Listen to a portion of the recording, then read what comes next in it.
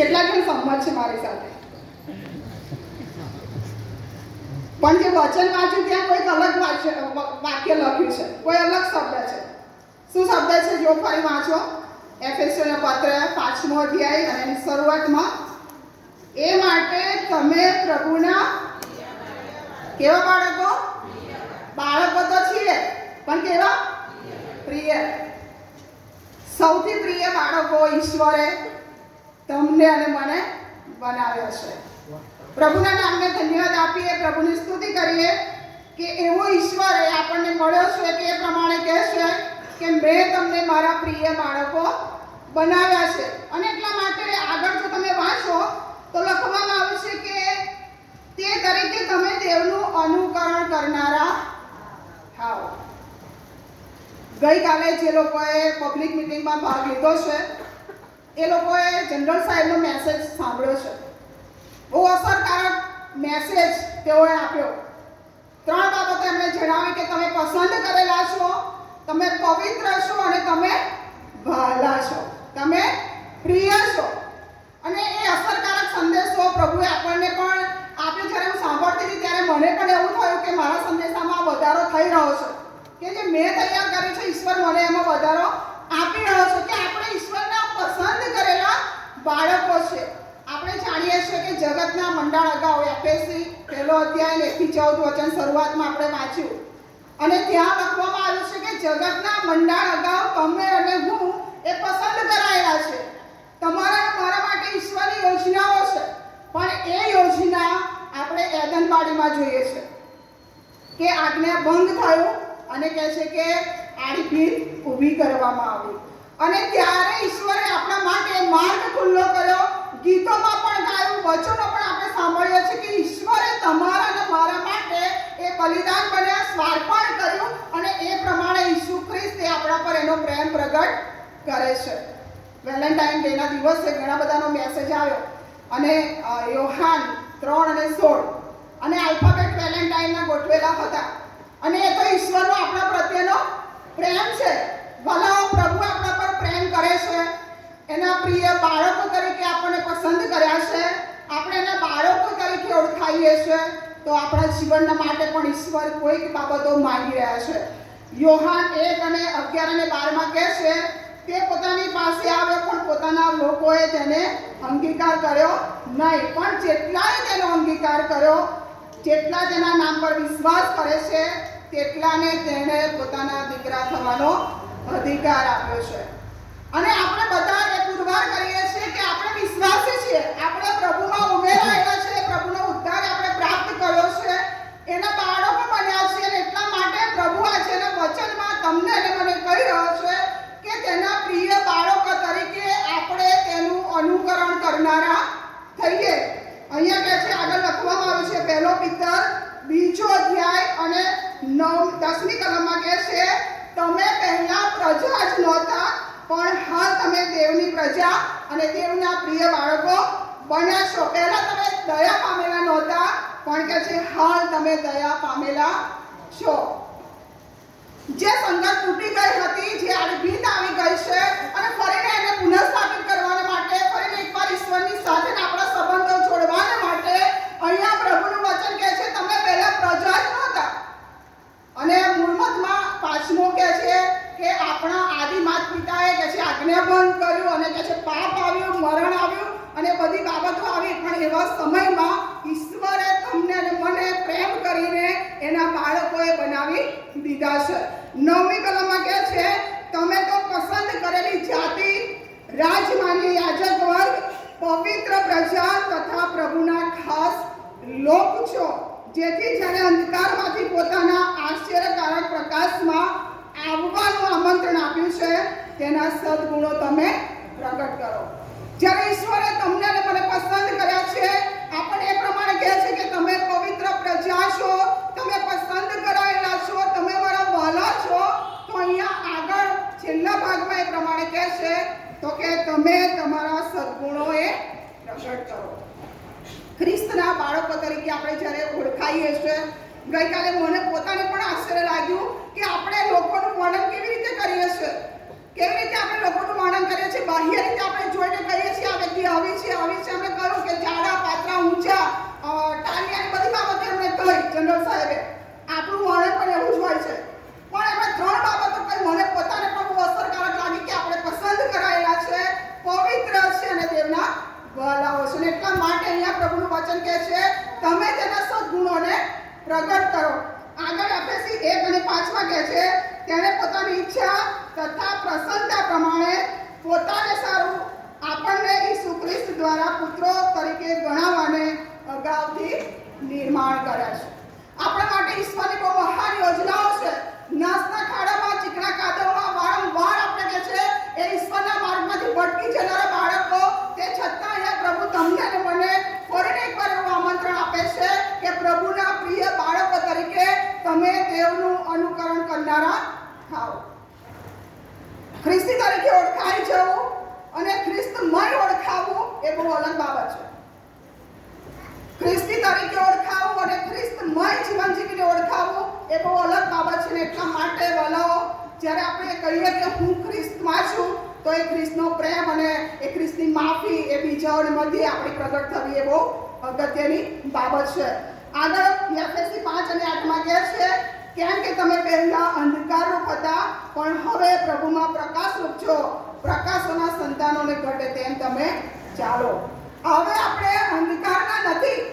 આજનું ઉપલી પેઢીનું વાંચન તમે વાંચ્યું હોય તો ત્યાં લખવામાં આવ્યું છે અને તે એ કહે છે કે જ્યારે પ્રકાશ આવે છે ત્યારે અંધકાર દૂર થઈ જાય છે.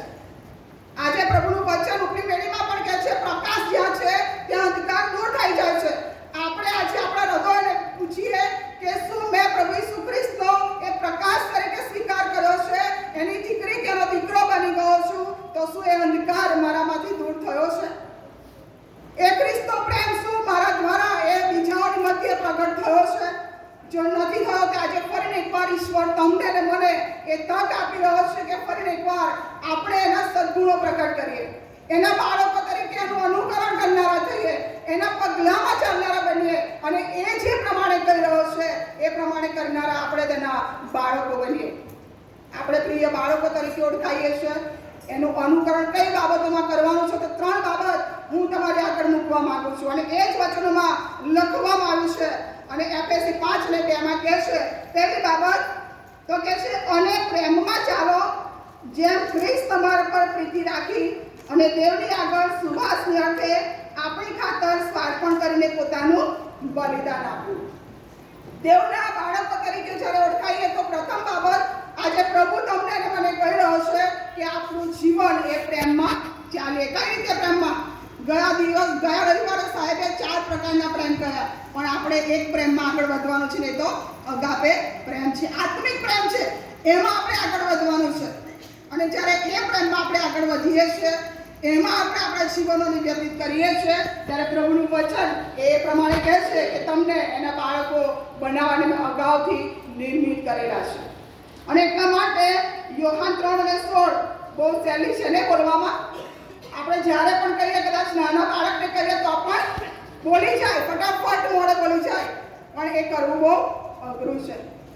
આપણા પર જેમ ખ્રિસ્તે પ્રેમ પ્રગટ કર્યો છે એમ આપણે બીજાઓની પર પ્રેમ પ્રગટ કરવાનો છે. રોમનોને પત્ર 5 અધ્યાય અને 8મી કલમ કહે છે પણ આપણે જ્યારે પાપી હતા ત્યારે ખ્રિસ્તે આપણે સારું મરણ પામ્યો એમ કરવામાં દેવ આપણા પર પોતાનો પ્રેમ પ્રગટ કરે છે. ત્યાં આગળ લખવામાં આવ્યું છે કે ન્યાયીઓને સારું તો કોઈ ભાગ્ય છાતી ચલાવે એ વચનો રોમન 5 અને 8 થી આગળ લખવામાં આવે છે કે ન્યાયીઓને સારું કોઈ ભાગ્ય જ પગલા આગળ લે, પણ તમે ને હું તો ન્યાયી છે. તમે ને હું તો એ કે છે પ્રભુના માર્ગથી ભટકી જનારા બાળકો છીએ, તે છતાં ઈશ્વરે એનો પ્રેમ આપણા પર પ્રગટ કર્યો છે. જ્યારે તમે બહુ શાંતિથી પ્રભુના પ્રેમ વિશે વિચારશો ત્યારે તમને એવું થશે કે ખરેખર ઈશ્વરે મારા પર આટલો બધો પ્રેમ કર્યો છે. કારણ કે આપણે તો અંધકારમાં હતા, નાસના ખાડામાં હતા, ચીકણા કાદવમાં હતા. આપણે પોતે પણ એ કહે છે કે આપણે આંખોમાં શરમ આવે એવા જીવનો આપણા હતા વલાઓ. ભલે કડવું સત્ય છે, આપણે સ્વીકારી ના શકીએ, પણ સ્વીકારવું એ બહુ જરૂરી છે. કારણ કે ત્યારે જ ખ્રિસ્તનો પ્રેમ આપણા પર કેવો છે આપણે સમજી શકીએ છીએ. અને આપણા માટે એ કહે છે કે આળાની ઉપર લાકડા પર એ બલિદાન બની ગયો છે. આપણે વિચાર કરવાની જરૂર છે કે શું આપણે એ પ્રમાણેના આપણા જીવનો છે બાળકો તરીકે ઓળખાવ પણ એની સાથે એના કૃત્યો પણ પ્રગટ થવા એ બહુ અગત્યની બાબત છે. આગળ લખવામાં આવ્યું છે નવી આજ્ઞાઓ જે આપણને મળી છે 12 અને 38-40 અને પહેલી અને મોટી આજ્ઞા એના જેવી જ છે, એટલે જેવી પોતા પર તેવી પોતાના પડોશી પર પ્રીતિ કર. આ બે આજ્ઞા આખા નિયમશાસ્ત્ર તથા પ્રબોધકોનો પાયો છે. જો યોહાન 3:16 ના થયું હોત તો બાઇબલ આપણને મળ્યું ના હોત. જો આપણા પર પ્રેમ કરવામાં ના આવ્યો હોત તો આપણે નાસના ખાડામાં ચીકણા કાદવમાં હજુ પણ હોત. પણ અહીંયા પ્રભુનું વચન કહે છે કે એ જ આજ્ઞામાં નિયમશાસ્ત્ર અને પ્રબોધકોનો પાયો છે. આગળ રોમન 13 અને 8 કહે છે એકબીજા પર પ્રેમ રાખવો, એ સિવાય બીજું દેવું કોઈનું ન કરો, કેમ કે જે કોઈ બીજા પર પ્રેમ રાખે છે તેણે નિયમને પૂરેપૂરો પાળે છે. જો આપણામાં ખ્રિસ્તનો પ્રેમ છે તો બીજાઓ પ્રત્યે પણ આપણે એ જ પ્રમાણે પ્રેમ કરીશું. પણ હું વારંવાર કહું છું કે જ્યાં સુધી ખરેખર 100% ઈશ્વરને આપણે સ્વીકારતા નથી ત્યાં સુધી આપણા જીવનમાં ઈશ્વરનો પ્રેમ પ્રગટ થતો નથી અને બીજાઓ પ્રત્યેની એવી ભાવના પણ પ્રગટ થતી નથી. રોમન 13 અને 10 કહે છે પ્રેમ પોતાના પડોશીનું કંઈ ભૂલું કરતો નથી, તેથી પ્રેમ એ નિયમનું સંપૂર્ણ પાલન છે. 2 અક્ષર છે નહીં, પણ કરવું બહુ અઘરું છે. પાછલા દિવસોમાં પણ મેં આ કદાચ તમારી આગળ ઉદાહરણ મૂક્યું હોય કે ખબર નહીં કે 2 પડોશીઓ હોય છે અને કહે છે કે એક પડોશી જે માંગે એ બીજા પડોશીને ડબલ મળી જાય. એટલે બાજુવાળા પડોશીને એવું થયું કે હું માંગુ છું અને આને ડબલ મળી જાય છે, તો બીજું તો એવું શું માંગવું તે મારી પાસે રહે ને એની પાસે ના રહે. એટલે પડોશી એવું કહ્યું કે પ્રભુ તમારી એક આંખ લઈ લે. શું કહ્યું? પ્રભુ તમારી એક આંખ લઈ લે, કારણ કે ખબર હતી કે જો મારી એક આંખ લઈ લેશે તો પડોશીની કેટલી જશે? 2 જશે. આવો આજનો પ્રેમ છે. કદાચ આપણા માટે બહુ કઠણ છે સ્વીકારવાનું, પણ આ હકીકત છે અને કડવું સત્ય છે અને આપણે સ્વીકારવું જ રહ્યું. જ્યાં સુધી ખ્રિસ્તનો પ્રેમ આપણામાં નથી ત્યાં સુધી આ બાબતો આપણે કરી રહ્યા છીએ. આજે પ્રભુનું વચન તમને અને મને કહી રહ્યું છે કે શું આપણો પ્રેમ આ રીતે આપણે બીજાઓ પ્રત્યે પ્રગટ કરીએ છીએ?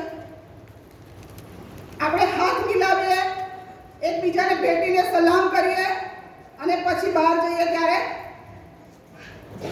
આ ખ્રિસ્તનો પ્રેમ છે? ભલો આજે આપણે પ્રભુનું વચન એ સ્વીકારવાની જરૂર છે કે ખ્રિસ્તનો પ્રેમ જો મારામાં નથી તો આજે મારે એ બાબતને સ્વીકારવાની જરૂર છે. જો આપણા જીવનમાં ખ્રિસ્તને પસંદ પડતું નથી તો આજે આપણે એને મૂકી દેવાની જરૂર છે. કારણ કે પ્રભુનું વચન કહે છે તમે મને હોતું પ્રભુ પ્રભુ કહો છો પણ તમારા દબાવ મારાથી વેગળા છે. જેવું બહાર છે એવું જ અંદર રાખો ને જેવું અંદર છે એવું જ બહાર રાખો. તમારી હાની હા અને તમારું નાનું ના.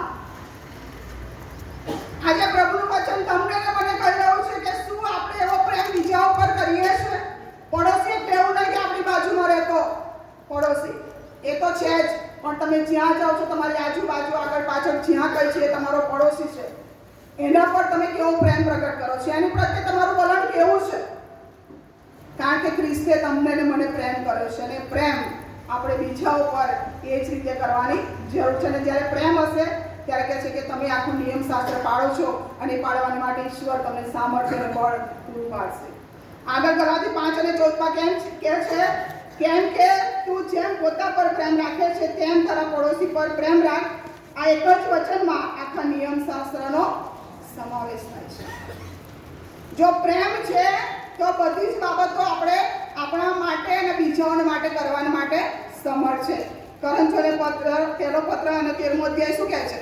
પ્રીતિ પ્રીતિ પ્રીતિ પ્રેમ પ્રેમ અને પ્રેમ. પણ ત્યાં શરૂઆતમાં જ લખવામાં આવ્યું છે. શું લખવામાં આવ્યું છે? જો કે હું માણસોની તથા દૂતોની પણ ભાષાઓ બોલું પણ મારામાં પ્રીતિ ન હોય તો રણકારો કરનાર પિત્તળ કે ઝંકાર કરનાર ઝાંઝના જેવો હું થયો છું. તમે આખું બાઇબલ જાણો છો. મેં પાછલા દિવસોમાં બહેનોને પણ કહ્યું કે મારો એક અનુભવ એક પલટણમાં સ્વર્ગમાંથી ઉત્પત્તિથી પ્રકટીકરણ સુધી પૂરેપૂરું જાણે બાઇબલ મોડે છે, પણ જ્યારે પડોશીને સહકાર આપવાનું થાય ત્યારે કહે છે કે એની વિરુદ્ધ જ હંમેશા હોય. બાઇબલ વાંચવું, એને મોડે કરવું, એટલા સીમિત રાખવું નહીં. પણ શું કરવાનું? પ્રભુનું વચન કહે છે દેવને અનુસરનારા થાઓ. એ પ્રમાણે આપણું જીવન હોવું જોઈએ, કારણ કે આપણને તો પાંચમી સુવાર્તા કીધી છે. આપણા જીવન થકી એ ખ્રિસ્તનો પ્રેમ બીજાઓને દેખાડવો જોઈએ. ત્યારે આપણે કહી શકીએ કે મારામાં ખ્રિસ્ત વસે છે. અને એટલા માટે અહીં આગળ પણ કહે છે કે જો કે મને પ્રબોધ કરવાનું દાન હોય અને હું સર્વ મર્મો તથા સર્વ વિદ્યા જાણતો હોઉં, જો હું પર્વતોને પણ ખસેડી શકું એવો મને પૂરો વિશ્વાસ હોય, પણ મારામાં પ્રીતિ ન હોય તો તે કંઈ નથી. આગળ કહે છે જો કે હું કંગાલોનું પોષણ કરવા સારું મારી સર્વ સંપત્તિ આપી દઉં, જો હું મારું શરીર અગ્નિને સોંપું, પણ મારામાં પ્રીતિ ન હોય તો મને કશો લાભ નથી. પ્રીતિ સહનશીલ તથા પરોપકારી છે. પ્રીતિ અદેખાઈ કરતી નથી, પ્રીતિ આપ પડાઈ કરતી નથી, ફૂલાઈ જતી નથી, અયોગ્ય રીતે વર્તતી નથી, પોતાનું જ હિત જોતી નથી, ખીજવાતી નથી, અપકારને લેખાવતી નથી, અન્યાયમાં હરખાતી નથી, પણ સત્યમાં હરખાય છે. સગળું ખમે છે, સગળું ખરું માને છે, સગળાની આશા રાખે છે ને સગળું સહન કરે છે. ને આગળ બહુ સરસ વાક્ય લખ્યું છે વચન કે પ્રીતિ કદી ખૂટતી નથી. અને તો એક જ પ્રભુ ઈસુ ખ્રિસ્તનો પ્રેમ તમારા અને મારા માટે કદી ખૂટતો નથી. આપણને એક બાબત આજે વોટ્સઅપ મારફતે મળે છે કે માણસોની જેમ જરૂરિયાતો બદલાશે એમ તમને એ પ્રમાણે પૂછશે, કાં તો તમારી કદર કરશે. પણ પ્રભુ એવું કરતો નથી. આપણે વારંવાર એના વાળામાંથી જતા રહીએ છીએ, પણ એનો એ જ પ્રેમ જે ગઈકાલે હતો એ આજે જ છે ને આવતીકાલે પણ એ જ ઈશ્વરનો પ્રેમ આપણા માટે રહેવાનો છે. અને એવો ઈશ્વર તમને મને કહી રહ્યો છે કે તમે પ્રેમમાં ચાલો. અને એ પ્રેમ આત્મિક પ્રેમ છે, અને આત્મિક પ્રેમ એ પ્રભુનું વચન છે, અને વચનોથી આપણને મળે છે. આ વખતે આપણને જે વચન જે મુદ્રાલેખ મળે છે તો બી રોટેડ, મૂળ નંખાયેલા, જોડ ઘાલેલા. શેમાં? પ્રભુ ઈસુ ખ્રિસ્તના વચનોમાં. જો તમે એ મુદ્રાલેખને તમે બરાબર જોયું હોય તો નીચે બાઇબલ છે અને એની અંદર મૂળ દેખાવામાં આવ્યા છે. જો બાઇબલ હટી જશે તો મૂળ સુકાઈ જશે. તમારા અને મારા જીવનમાંથી ઈશ્વરના વચનો જતા રહેશે તો એ મૂળ સુકાઈ જશે. આત્મિક રીતે તમે અને હું નાશ પામીશું. અને એટલા માટે તમને ને મને એ મુદ્રાલેખ મળે છે આ વર્ષે આપણા મૂળ એ પ્રભુમાં ઊંડા નાખીએ. પ્રભુનો પ્રેમ જો આપણને ન મળ્યો હોત, પ્રભુની કૃપા આપણને ન મળી હોત તો આત્મિક રીતે આજે પણ આપણે મરેલા હોત. પણ ઈશ્વરે તમારા પર પ્રેમ પ્રગટ કર્યો છે, મારા પર પ્રેમ પ્રગટ કર્યો છે. જે પ્રીતિ કદી ખૂટતી નથી એવો પ્રીતિ આપણને આજે ઈશ્વર કરી રહ્યો છે. અને વલાઓ એને કદી ખૂટવા પણ ના દઈએ. એ મૂળને કદી કહે છે કે આપણે સુકાઈ જવા ના દઈએ, કારણ કે ઈશ્વર એ તમને અને મને એ કરી રહ્યો છે. બીજી બાબત કહે છે કે પ્રકાશના સંતાનોને ઘટે તેમ ચાલો. જો તમે આગળ વાંચો તો ત્યાં લખવામાં આવ્યું છે કઈ બાબત? એફએસસી 5 અને 8 માં કહે છે કે કેમ કે તમે પહેલા અંધકારરૂપ હતા પણ હવે પ્રભુમાં પ્રકાશરૂપ છો. પ્રકાશના સંતાનોને ઘટે તેમ તમે ચાલો. એફએસસીઓને પત્ર એ કહે છે કે પાઉલ પ્રેરિત કેદખાનામાંથી લખી રહ્યો છે અને 2 ભાગમાં લખી રહ્યો છે. પહેલો જે ભાગ છે 1 થી 3 અધ્યાય, અને એ તો કે નવી માનવતા અને ઈશ્વરની કૃપા જે દેવીય હેતુ પરિપૂર્ણ કરવા માટે મળ્યું છે એ છે. અને 4 થી 6 માં એ બીજો ભાગ છે કે ઈશ્વરની જે ભેટ, ઈશ્વરની જે કૃપા, ઈશ્વરનો જે ઉદ્ધાર તમને અને મને મળ્યો છે એને અનુસરીને જીવન જીવવું અને નવું માણસપણું અને એકતાનો જે પડકાર છે એમાં આપણે વધારે ટકી રહેવું. 2 ભાગમાં એ વહેંચાયેલું છે. અને એટલા માટે અહીંયા એફએસસી 5 અને 8 માં કહે છે અંધકારરૂપ હતા ખરા, પણ જ્યારે ઈશ્વરનો સ્વીકાર કરે છે, પ્રકાશનો સ્વીકાર કરે છે તો કહે છે કે પ્રકાશના સંતાનોને ઘટે તે પ્રમાણે તમે ચાલો. આજે આપણે એ જ બાબતનો વિચાર કરવાનો છે કે તમે ને હું બહુ મોટેથી કહીએ, કદાચ ઘાટો પાડીને કહીએ, કદાચ સાક્ષી આપીને કહીએ કે મેં પ્રભુ ઈસુ ખ્રિસ્તનો, મેં પ્રકાશનો સ્વીકાર કર્યો છે, તો આપણી રૂઢિકરણી પણ એવી જ હોવી જોઈએ કે એ જોઈને લોકો દેવ બાપની સ્તુતિ કરે. એફએસસી 2:19 માં કહે છે માટે તમે હવે પારકા તથા વિદેશી નથી, પણ પવિત્રોની સાથેના એક નગરના રહેવાસી તથા દેવના કુટુંબના સભ્યો છો. કોના કુટુંબના? દેવના. જે તમને મને કહી રહ્યો છે કે તમે પવિત્ર પ્રજા છો, પસંદ કરાયેલા છો, વાલા છો, એ ઈશ્વરના કુટુંબના બાળકો છે. અને જ્યારે ચર્ચમાં હોઈએ, હું બહેનોને વારંવાર કહું છું કે બહાર ગમે તે હોય પણ ચર્ચમાં હોઈએ ત્યારે એક જ ફેમિલી છે એ પ્રમાણે આપણે વિચારીએ. અને આજે પણ મારી બધાને એક જ વિનંતી છે, જ્યારે ચર્ચમાં હોઈએ ત્યારે એક જ ફેમિલી છે, આપણે બધા પ્રભુમાં એક છીએ એ પ્રમાણે આપણે બેસીએ. ઘણીવાર ચર્ચમાં બેઠા હોઈએ પણ તે છતાં તો મનનું તો ભ્રમણા તો અલગ અલગ જ ચાલતી હોય. કઈથી કઈ વિચારો ચાલતા હોય, વચનો શું છે એ પણ આપણને કદાચ ખબર ના હોય. કારણ કે અલગ અલગ પ્રકારે લોકો આજે ચર્ચમાં આવી રહ્યા છે. એક વખત એક અંકલની સાથે વાત કરતી હતી ત્યારે એમણે એવું કહ્યું કે મેં છોકરાને કીધું કે આ છોકરી આ બાપડે બેસે છે, તું એને જોઈ લે છે. ચર્ચમાં આપણે આ હેતુને લઈને આવીએ છીએ. અલગ અલગ હેતુઓને લઈને આજે લોકો ચર્ચમાં આવે છે. પણ જ્યારે આપણે પ્રભુ ઈસુ ખ્રિસ્તના લોકો છીએ, તેના બાળકો છીએ, એના પ્રિય બાળકો છીએ, અને યશાયા 43 અને 7 કહે છે, મેં મારા મહિમાને માટે, મારા હેતુને માટે પસંદ કર્યા છે. અને ચર્ચમાં આવે ત્યારે આપણે એક જ હેતુ હોવો જોઈએ કે મારા જીવતા દેવને મહિમા મળે. નહીં કે આપણે કર્યું છે અહીંયા આવીને ના બોલાય તો ફરીને એકવાર આપણે ફરિયાદ કરીએ કે સાહેબ આ રહી ગયું, ભાઈ આ રહી ગયું. એક પટણમાં એક માતાએ દાન આપ્યું અને માતાનું નામ રહી ગયું અને દીકરાનું નામ આવ્યું ત્યારે 3 વાર આવે કે મારા દીકરાનું નહીં, મારું નામ. આ આપણો પ્રેમ છે. શું આપણે પ્રભુના બાળકો છીએ? આજે આપણે પણ વિચાર કરવાની જરૂર છે. જો એ બધી બાબતો આપણા જીવનમાં છે તો અહીંયાથી આપણે શીખીએ આ વચન મારા માટે પણ એટલું જ છે. કદાચ મને પણ આજે ઈશ્વરે કહ્યું કે તારામાં કોઈ બાબત છે તો તું દૂર કર અને પ્રકાશના સંતાનને ઘટે તેમ તું તારું જીવન જીવ. આજે પ્રભુ તમને અને મને કહી રહ્યો છે. 1 થેસલોનિકી 5 અધ્યાય 5 થી 9 પણ એ પ્રભુનું વચન કહે છે, તમે સગડા અજવાળાના દીકરા તથા દાડાના દીકરા છો. આપણે રાતના તથા અંધકારના નથી. પહેલા જ કહ્યું તેમ કે હવે આપણે ખ્રિસ્તનો સ્વીકાર કર્યા પછી દાડાના કે અંધકારના નથી પણ અજવાળાના છે. એ માટે બીજાની પેટે આપણે ઊંઘીએ નહીં પણ જાગીએ અને સાવધ રહીએ. કેમ કે ઊંઘનારા રાતે ઊંઘે છે ને જાગતા રાતે જાગતા થાય છે. પણ આપણે દાડાના છીએ માટે વિશ્વાસનું તથા પ્રેમનું બખ્તર અને તારણની આશાનો ટોપ પહેરીને સાવધ રહીએ. કેમ કે દેવે આપણને કોપને સારું નહીં પણ આપણા પ્રભુ ઈસુ ખ્રિસ્ત દ્વારા તારણની પ્રાપ્તિને સારું નિર્માણ કર્યા છે. અંધકારના નહીં, કોપના બાળકો નહીં, છાપટા ના થઈએ, ઊંઘી ના રહીએ, એ આત્મિક ઊંઘમાંથી જાગી જઈએ. અને પ્રભુનું વચન કહે છે તારણની પ્રાપ્તિને સારું. એ કહે છે કે આપણા પ્રભુ ઈસુ ખ્રિસ્ત દ્વારા એ કહે છે કે આપણને નિર્માણ કર્યા છે. એ તારણ એ હંમેશા આપણા જીવનો માટે ટકી રહે એવા આપણા જીવનો અને આપણા પ્રયત્નો હોય એવો અગત્યની બાબત છે. અને કે છે ઈશ્વરનો પ્રેમ એ આપણા પર એ દેખાઈ આવે છે. આપણા કાર્યો થકી, આપણા વ્યવહાર થકી, વાણી થકી એ ઈશ્વરનો પ્રેમ આપણા જીવનમાં પ્રગટ થાય છે અને એ પ્રેમ આપણે બીજાઓને વહેંચી શકીએ છીએ. આજે પ્રભુ તમને અને મને કહી રહ્યો છે, એના પ્રિય બાળકો તરીકે આપણે પ્રેમમાં ચાલીએ, પ્રકાશના સંતાનોને ઘટે તેમ ચાલીએ. અને આગળ કહે છે ત્રીજી બાબત, દયા માણસની પેઠે ચાલો. એફએસી 5 અને 15 એ પ્રભુનું વચન આપણે જોઈએ તો ત્યાં લખવામાં આવ્યું છે, એફએસી 5 અને 15, કાળજીપૂર્વક સંભાળ રાખો કે તમે નિર્બુદ્ધિ પેઠે નહીં પણ દયા માણસની પેઠે ચાલો. આ મૂર્ખ ને દયાની વાત આપણને ખબર છે નહીં? મૂર્ખ હંમેશા હસતો જ હોય અને કોઈ જ ખબર ના પડે અને કહે છે કે એ એની મસ્તીમાં જ મશગુલ હોય.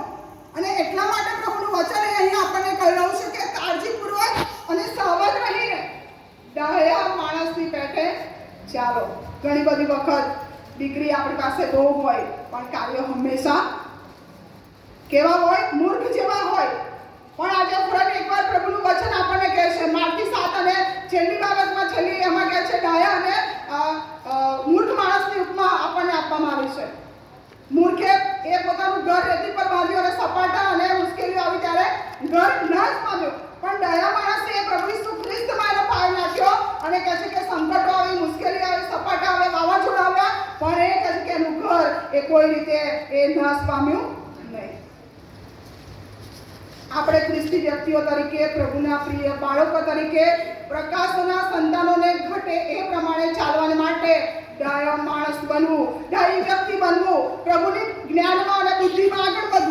બહુ જરૂરી બાબત છે ને એ તો બીજી કોઈ જગ્યા પર નહીં, પણ પ્રભુના વચનો એ તમને યોગ્ય માર્ગમાં લઈ જશે. પ્રભુના વચનો તમને યોગ્ય સમય યોગ્ય માર્ગદર્શન આપશે.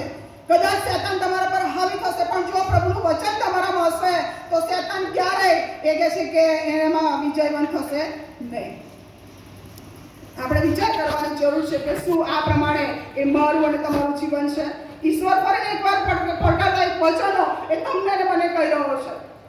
જો કદાચ મૂર્ખતાભરી બાબતો પાછલા દિવસોમાં તમારા અને મારાથી થઈ છે તો ઈશ્વર ફરી તમને અને મને તક આપી રહ્યો છે કે ઈશ્વરના જ્ઞાનમાં આપણે આગળ વધીએ, ઈશ્વરના વચનોમાં આપણે આગળ વધીએ અને પ્રાર્થનામાં લાગુ રહીએ. અને ત્યારે જ તમારા અને મારા મૂળ એ પ્રભુમાં ઊંડા જશે. ત્યારે જ કે સંકટો આવશે, મુશ્કેલી આવશે, હતાશા, નિરાશા આવશે, લોકો તમને અને મને પાડી નાખવાને પ્રયત્નો કરશે, પણ ત્યાં શેતાન કોઈ પણ રીતે ફાવી જશે નહીં.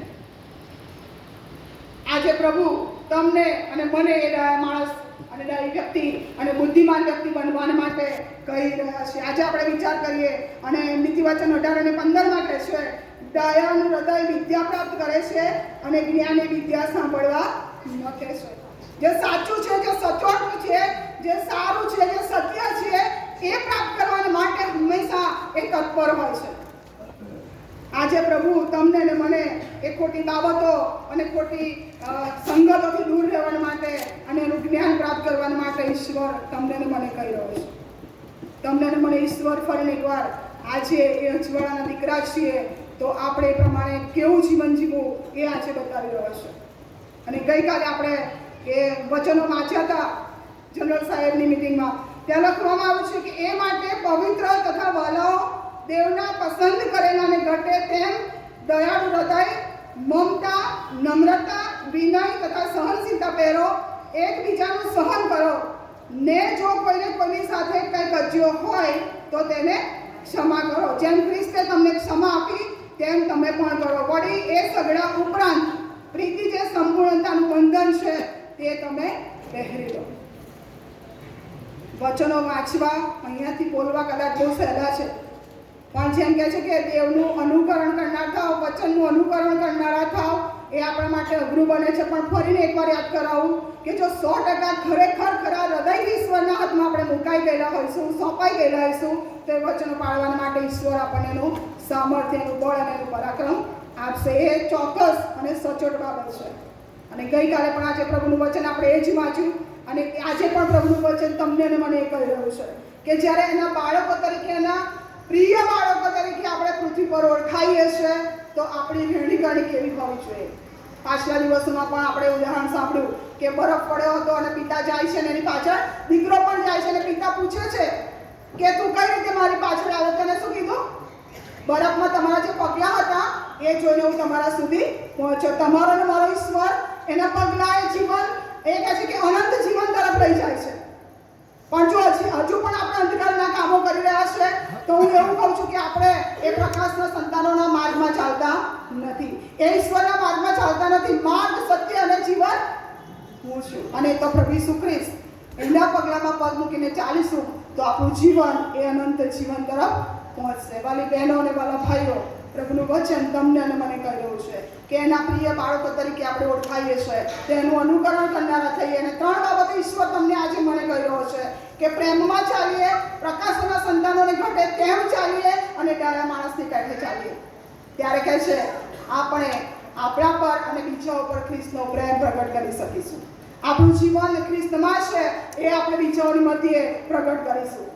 આજે તમને અને મને એ ઈશ્વર એનું વચન કહી રહ્યો છે. શું આપણા જીવનમાં આ બાબત છે? જો અંધકાર જ છે તો અહીંયા પ્રભુનું વચન કે જો પ્રકાશ આવે છે ત્યાં અંધકાર ચાલ્યો જાય છે.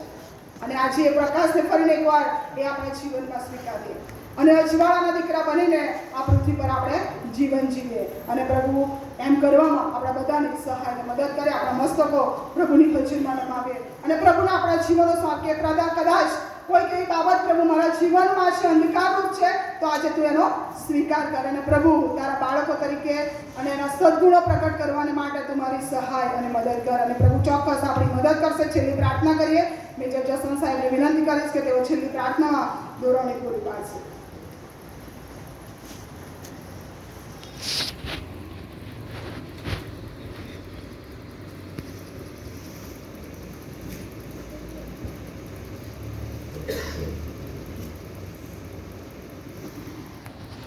પ્રાર્થના કરીએ તે કહીશું પ્રભુનો પ્રેમ બહુ મીઠો છે. પ્રભુનો પ્રેમ બહુ મીઠો છે, પ્રભુનો પ્રેમ બહુ મીઠો છે, પ્રભુ પ્રભુ પ્રભુનો પ્રેમ. પ્રેમી પ્રભુ, તમારા પ્રેમને માટે આભાર માનતા તમારી સ્તુતિ કરીએ છીએ. તમારા ભલા અને મોટા નામને અમે ધન્યવાદ આપીએ છીએ, કેમ કે તમે અમારા પર પ્રેમ કર્યો.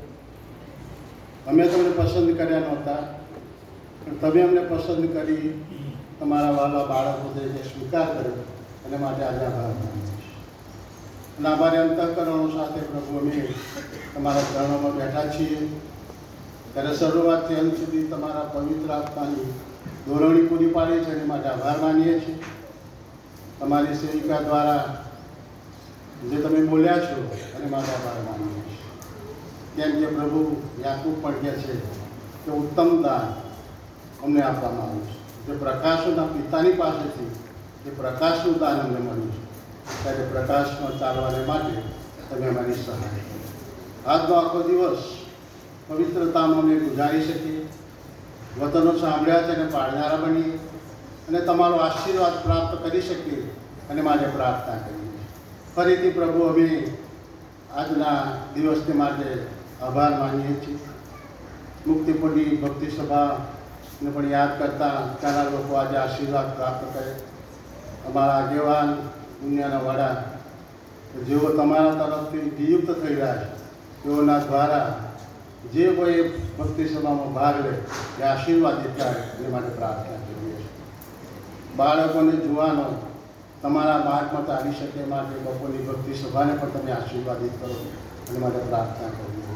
ફરીથી પ્રભુ સર્વ તમારા ભુજોમાં સોંપાઈએ છીએ, માટે તમે જે પ્રકાશમાં છો ત્યારે તમારા પગલામાં અમે ચાલીએ, તમારા માર્ગમાં ચાલીએ, તમને શોભે એવી રીતે ચાલીએ, અને ચાલવાને માટે તમે સહાય કરો. કેમ કે તમારો સેવક યશાયા પણ કહે છે કે જ્યારે તમે ચાલશો ત્યારે તમારી પછવાડી અવાજ આવશે કે માર્ગ આ છે તે પર ચાલો, અને એ પ્રમાણે ચાલવાને માટે તમે અમારી સહાય કરો. સગળું અમે અમારા પ્રકાશના પિતા, અને જે પોતે પ્રકાશ છે, જે કે હું અજવાળું છું અને મારી પાછળ ચાલનાર અંધકારમાં ચાલશે, એવા પ્રભુના નામે માગીએ છીએ, અને સાંભળી માન્ય કરો.